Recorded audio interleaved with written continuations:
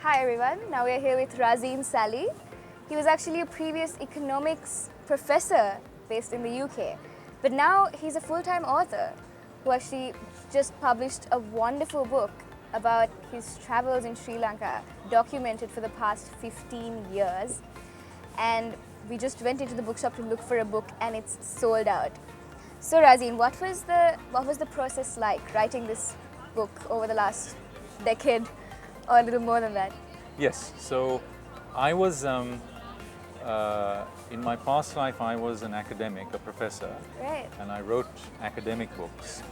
So when I started coming back to Sri Lanka, Yeah. almost 20 years ago, and wanted to write a book about Sri Lanka, to get to know the country better, Yeah. I didn't want to write an academic book or a policy book about Sri Lanka. I've long been a fan of travel writing.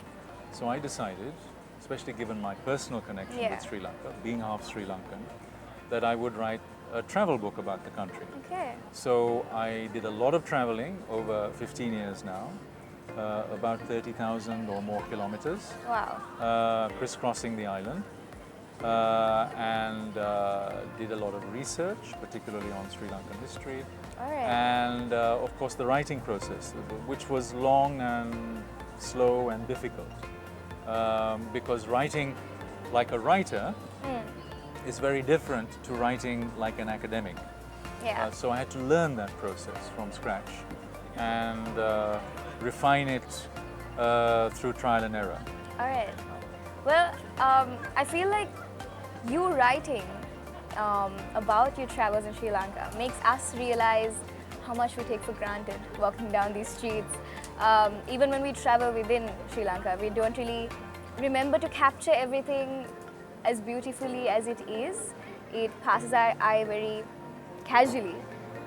Do you think your book actually sets that message for everyone in Sri Lanka? Yes, maybe not explicitly, but Okay. what I found after the book was published was, or what I realized perhaps more acutely, Okay. was that after the book was published, I realized that most Sri Lankans have seen very little of their country. Yes.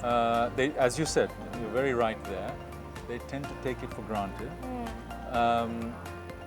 And even those who go out of Colombo outstation, and I've seen how they travel, Yeah. they, if you like, they live in a kind of elongated bubble. So they have their Colombo bubbles, Right. and often they don't, of course, see other parts of Colombo Yeah. that are maybe uncomfortable for them. But when they go outstation, they will, I mean, we're talking about people with some money. Yeah. They will stay at a nice hotel in Bentota or in Galle, And they miss or the it could be entire Kandy thing. and Norelia, and maybe do a familiar site, but that's it. Yeah. They're not, I mean, this country is so rich in its variety. There are still lots of back or beyond places.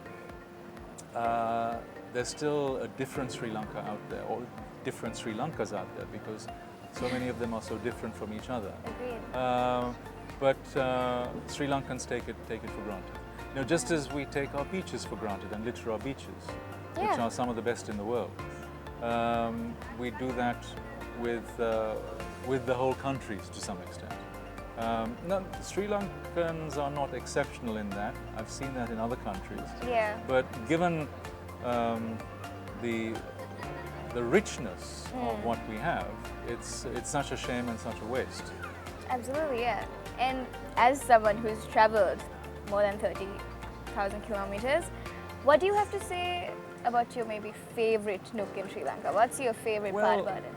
I don't think I can pick out one because there are so many. So maybe I'll just pick out a few. Okay. My father hailed from Badulla in Okay. Uva. Wow. So I have a special fondness for that part of the tea country, for the Uva Hills, because that's where my father grew up, that's where I spent my childhood holidays. So I keep going back to that part of the country. I love going to Aranyas in the jungle, so forest hermitages. I mean, Okay. I have a special interest in Buddhism in Sri Lanka Okay. and meditation. And while there are still plenty of temples in urban areas that are definitely worth visiting, my favorite places of Buddhism in Sri Lanka are these forest hermitages, some of them in the jungle, remote, very quiet, very peaceful, with forest monks, with wildlife all around, and with a very different rhythm to life. So one example of that is Kudumbigala, which is just before you go into Kumana National Park from Arugambe. The nearest village to it is called Panama. That's just one example of many. So those are, well, two of my favorite places in Sri Lanka. Okay, that's lovely to hear. Makes me realize how much I haven't traveled being here.